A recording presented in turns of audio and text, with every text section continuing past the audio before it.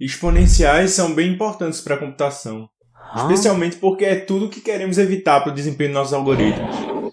A abordagem aqui vai ser bem diferente, certo? Vamos fazer basicamente uma engenharia reversa da exponencial para entender as suas limitações no domínio.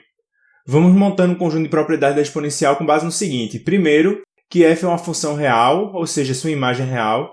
E 2, que f de x mais y é igual a f de x vezes f de y. Vamos chamar isso de propriedade principal, certo? Então, por exemplo, de acordo com a propriedade principal, vamos ter que f de 0 mais 0 é igual a f de 0 vezes f de 0, que é igual a f de 0 ao quadrado.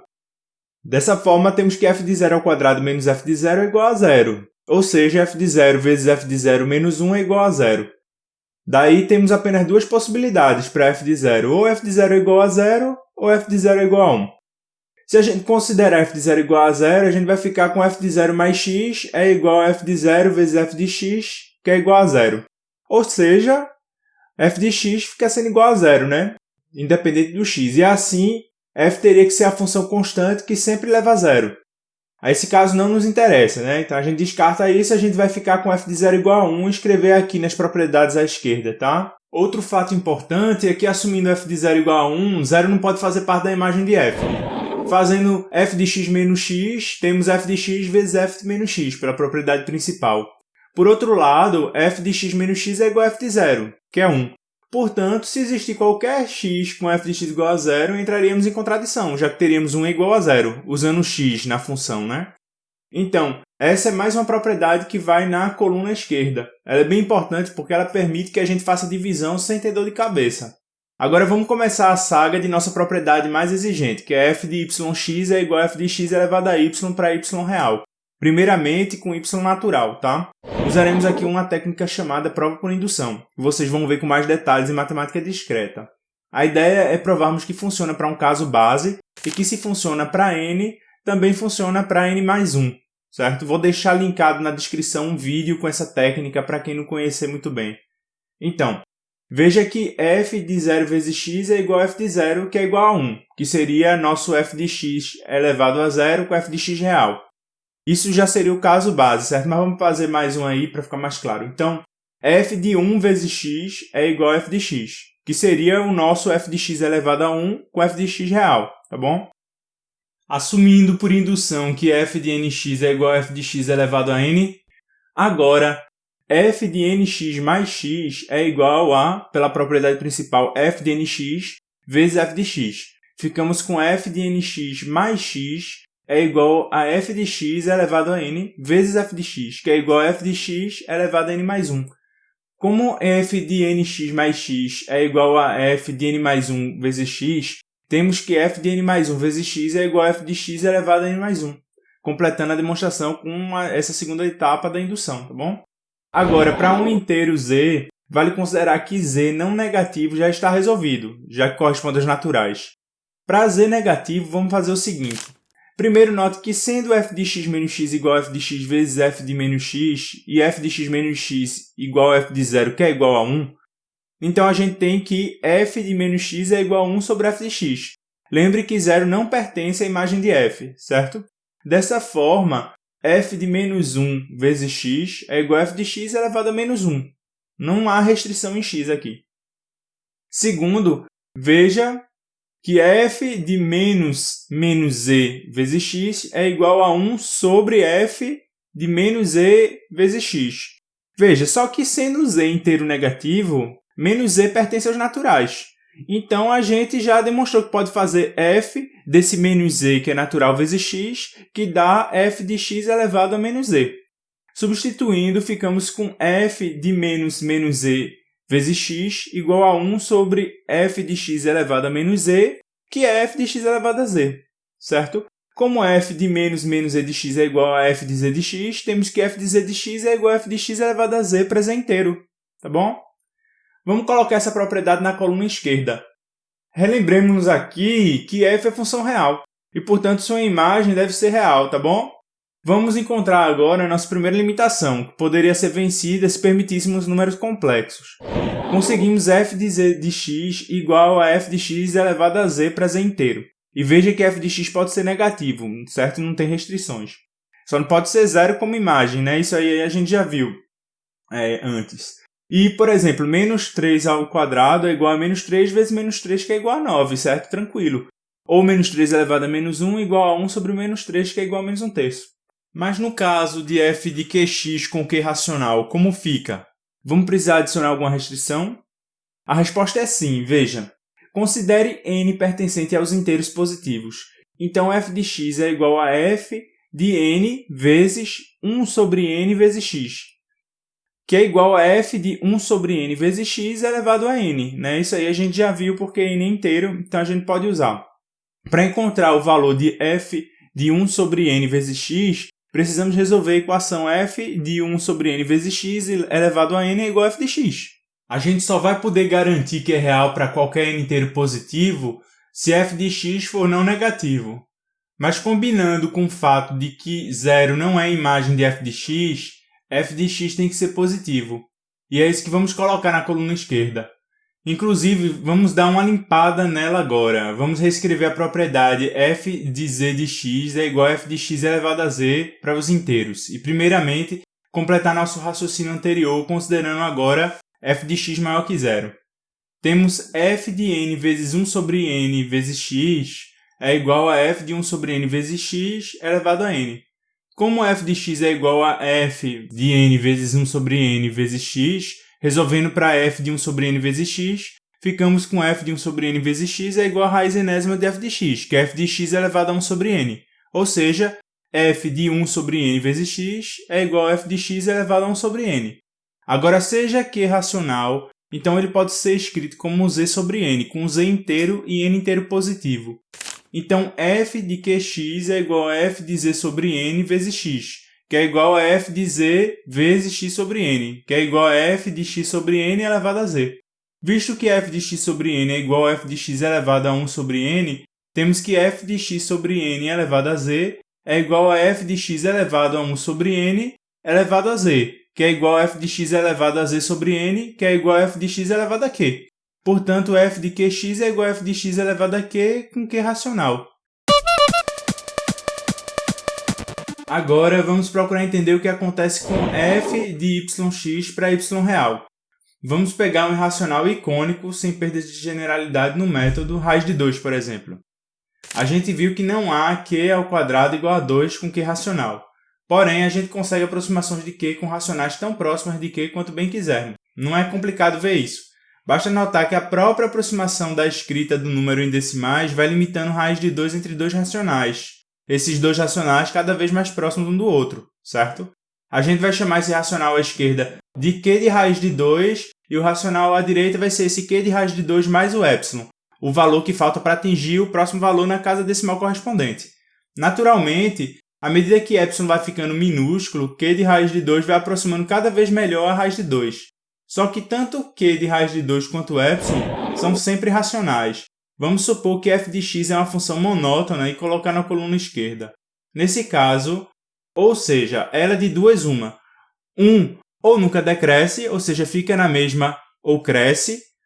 2, ou nunca cresce, ou seja, fica na mesma ou decresce. O que acontece agora é que, como raiz de 2 está limitado à esquerda por q de raiz de 2 e à direita por q de raiz de 2 mais epsilon, por f ser monótona, f de raiz de 2 vezes x fica entre o mínimo e o máximo de f de q de raiz de 2 vezes x e f de q de raiz de 2 mais epsilon, isso vezes x. Vamos desenvolver cada lado. À esquerda, a gente fica com o mínimo entre f de q de raiz de 2 vezes x e f de q de raiz de 2 vezes x vezes f de epsilon vezes x. À direita, mesma coisa, só que com o máximo no lugar do mínimo, certo?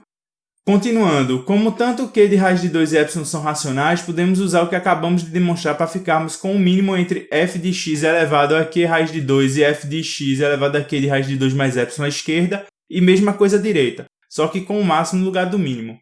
Vamos tirar o f de x elevado a q de raiz de 2 do mínimo e do máximo, já que são termos comuns, tá? E colocá-los em evidência. Daí à esquerda, ficamos com f de x elevado a q de raiz de 2 vezes o mínimo entre 1 e f de x elevado a epsilon, e à direita ficamos com f de x elevado a q de raiz de 2 vezes o máximo entre 1 e f de x elevado a epsilon. Perceba que podemos fazer esse epsilon ser tão pequeno quanto quisermos, tá? Observando que não seja zero. E enquanto variamos epsilon, nem sequer variamos x. Então você pode considerar f de x como uma constante real positiva, certo? Para onde você acha que f de x elevado a epsilon está indo, com epsilon ficando cada vez mais próximo de zero? Se pensou em 1, acertou. E q de raiz de 2, para onde é que está indo? Bom, se pensou em raiz de 2, acertou também. A consequência é que f de raiz de 2 vezes x fica sendo espremido entre dois valores idênticos. De um lado, f de x elevado a raiz de 2 vezes o mínimo entre 1 e 1, que é f de x elevado a raiz de 2, e f de x elevado a raiz de 2 vezes o máximo entre 1 e 1, que é f de x elevado a raiz de 2 também. Essa ideia que acabamos de tocar aqui vem a ser justamente a de limite, que será assunto da próxima aula, certo? Por isso vou colocar aqui como suposição e escrever da maneira formal limite de epsilon tendendo a zero de f de x elevado a epsilon é igual a 1, certo? Mas não se preocupe com isso não, porque a próxima aula a gente começa a entrar em limite, só para vocês entenderem o que está acontecendo. Então, baseado na desigualdade escrita em tela, que vamos reescrever aqui para ficar mais claro, o jeito é aceitar que f de x elevado a raiz de 2 é igual a f de raiz de 2 vezes x mesmo, tá? Observe que isso funcionaria para qualquer racional positivo que você escolhesse. Então, para y real, considerando que temos na coluna esquerda, finalmente a f de yx vai ser igual a f de x elevado a y.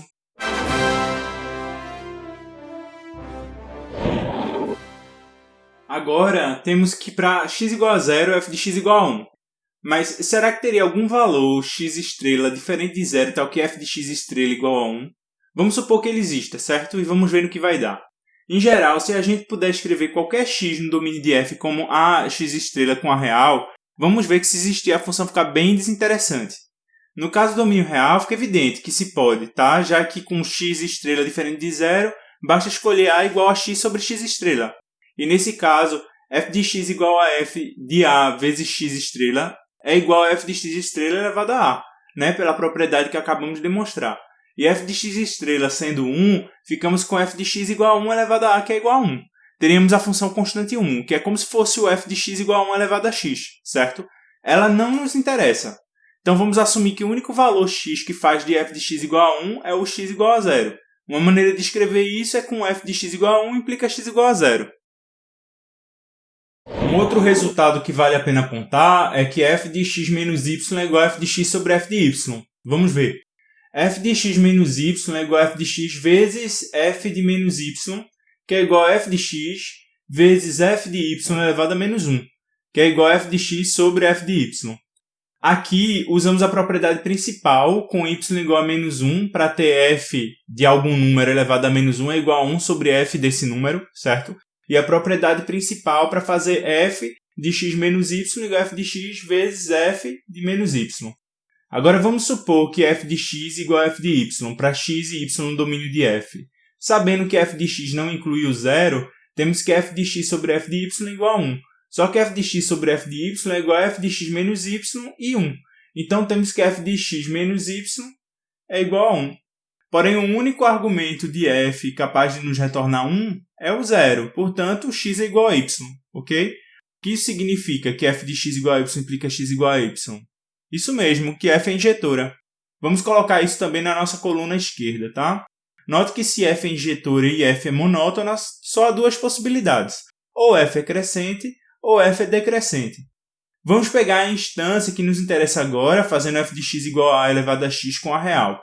Já sabemos que se f é função real e se f de 0 é igual a 1, que foi nossa escolha, então vamos ter que f de x é maior que 0, o que exclui a possibilidade da constante a ser não positiva.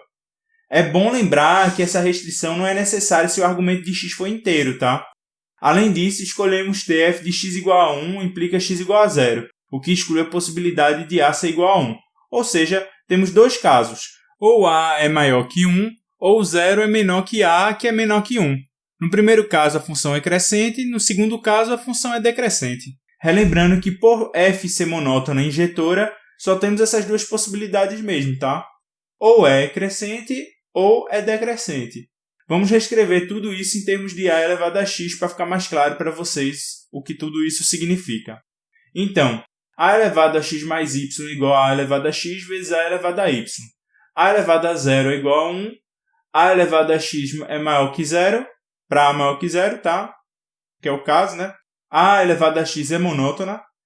Também temos que o limite de epsilon indo para zero de a elevado a x é 1, certo? Isso é assunto da próxima aula, mas isso é bem tranquilo. E a elevado a yx é igual a elevado a x, tudo isso é elevado a y, que é igual a elevado a xy, que é igual a elevado a y, tudo isso é elevado a x também, tá? A elevado a x é igual a 1, implica x igual a 0. A elevado a x é injetora. Além disso, temos que a elevado a x menos y igual a elevado a x sobre a elevado a y e a elevado a menos 1 igual a 1 sobre a. Ok? Então, em tela, temos o gráfico de 2 elevado a x. O que eu quero que você perceba primeiro é que é uma função crescente, tá? E como os valores são pequenos para x negativo também. O que é normal, já que 2 elevado a menos 4, por exemplo, é 1 sobre 2 elevado a 4, que é 1 sobre 16. Certo? Também observe que para x igual a 0, a função vai tocar o y em 1. Isso vai acontecer para todas as exponenciais. A gente viu que a função é injetora. Então, para ser bijetora é só um passo. Basta a imagem ser igual ao contradomínio. Vamos escolher o contradomínio como sendo os reais positivos, tá? E então, pronto, a exponencial é bijetora, agora, com esse contradomínio. A imagem corresponde aos reais positivos e o domínio aos reais. Outra coisa que é bom perceber é que para x igual a 1, temos justamente a base do expoente como ordenada, ok? Isso acontece para todas as exponenciais. Vamos ver como essas exponenciais crescem rápido? Vamos comparar agora o crescimento das funções polinomiais x à terça, x à sexta e x à nona e a exponencial. Imagine isso como sendo uma corrida onde todos começam aproximadamente no mesmo lugar, certo? E vamos fazer o tempo avançar, ou seja, o x avançar, certo? Observe que as polinomiais disparam na frente. Para x igual a 2, temos 8, 64 e 512 para as polinomiais, certo? Compare com 2 elevado a x, que é 4.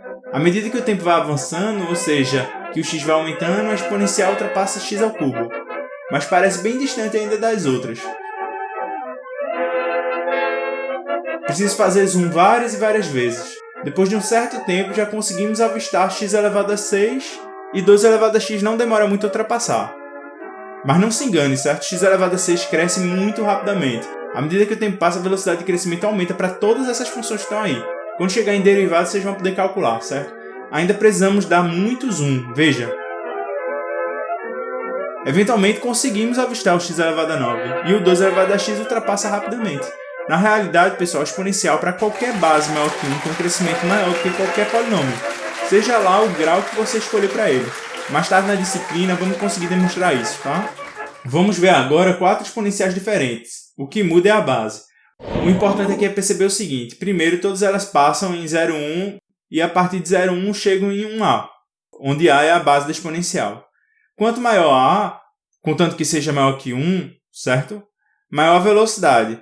Para entender o que acontece com a entre 0 e 1, basta perceber que 1 sobre a é igual a elevado a menos 1. E no caso de 1 sobre 2, por exemplo, é a mesma coisa que analisar 2 elevado a menos x, que é 2 elevado a x com uma reflexão em relação ao eixo y, como a gente viu em transformações. Portanto, decresce. Vamos nos interessar agora na inversa da exponencial, a função chamada logaritmo de x na base b, onde b é a base da exponencial correspondente a b elevado a x. Sabemos que a exponencial é bijetora, portanto tem uma inversa. A imagem da inversa corresponde aos reais e o domínio aos reais positivos. Formalmente, b elevado a x igual a a equivale a x igual a log de a na base b. Então use essa definição formal e substitua do lado esquerdo x por log na base b de a e ficamos com b elevado a logaritmo de a na base b igual a a.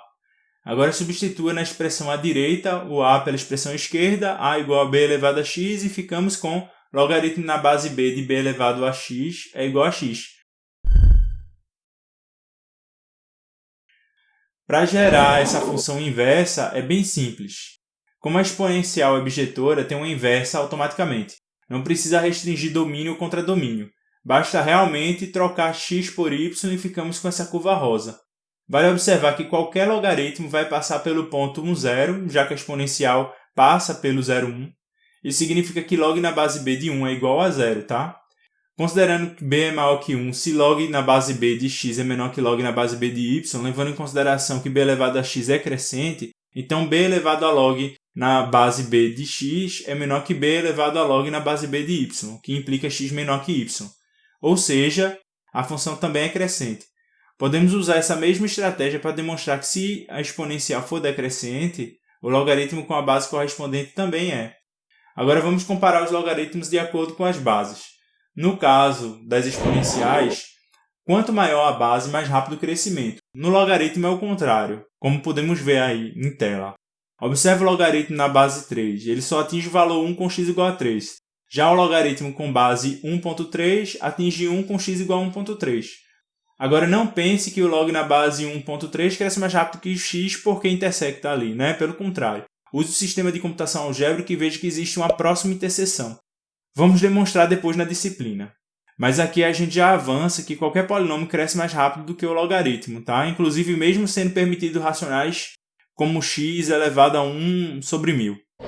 Aqui vale observar as funções exponenciais e logarítmicas com base 1 sobre 2 e 2. Podemos confirmar que se a exponencial é decrescente, sua inversa também o é. Porém, enquanto a assíntota da exponencial é horizontal, correspondente ao eixo x, a assíntota do logaritmo na base 1 meio é vertical, correspondente ao eixo y. Vamos ver agora algumas propriedades que o logaritmo tem. Veja A vezes B. A igual a C elevado a log na base C de A e B igual a C elevado a log na base C de B. Isso usando diretamente a propriedade de que o logaritmo é a inversa da exponencial. Só que esse produto corresponde a C elevado a log na base C de A mais log na base C de B. Basta usar a propriedade das exponenciais de que A elevado a x vezes A elevado a y é igual a A elevado a x mais y, certo? Por outro lado, nada impede que façamos o mesmo agora para a quantidade A vezes B como um todo, ficando então com C elevado a log na base C de AB. Isso usando diretamente o fato de logaritmo ser inverso da exponencial, como no caso anterior, certo? E agora, com a igualdade em tela, podemos garantir que log na base C de AB é igual a log na base C de A mais log na base C de B. E por quê? Ora, vamos lembrar que a exponencial é injetora e significa que se f de x é igual a f de y, x igual a y automaticamente. Agora veja B elevado a A. Essa expressão é igual a C elevado a log na base C de B elevado a A. E isso diretamente da qualidade inversa da exponencial de C que o log na base C tem.